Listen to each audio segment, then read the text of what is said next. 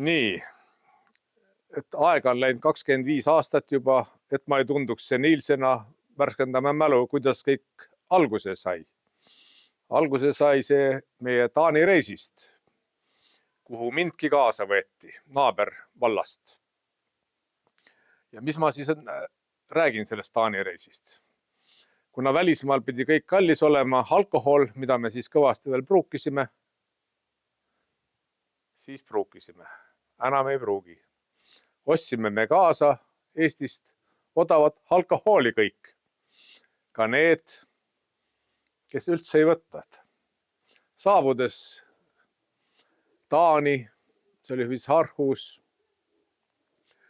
ladusime me laua täis oma kaasa võetud alkohooli ja imestasime, et kes selle kõik ära joob. Ka meie seltskonnas oli täiskarsklane Sulev Seiman.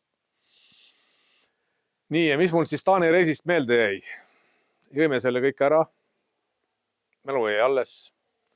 Aga me oleme täna jõudnud sinna samma maale. Mul on meeles see üks isa, kes rääkis oma tütrest, et tema ei saa toetust, ei saa siit toetust, ei saa sealt toetust, et tema laps on andekas. Nii, mina siis ütlesin talle ilusti kenasti.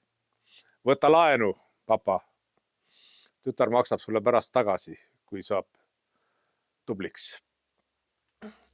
Ja mis ma siis veel mäletan? Seal oli meil see üks nõustaja taanlane, kes meile andis nõu. Käis minu laudas, mis oli siis nagu see niruvõitu. Ja tuli meile siis nõu andma. Nii. Ja kui me Taani jõudsime, oli meil küsimus, näita siis ka enda lauta.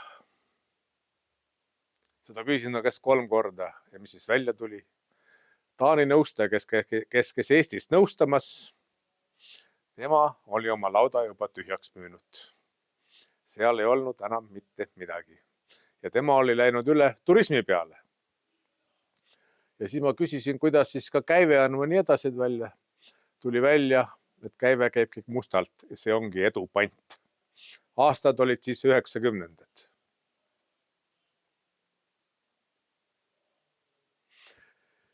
Nii, ja peale seda, kui Taani reis sai läbi, tegime me siis enda meppu, kus on karvased ja sulelised koos.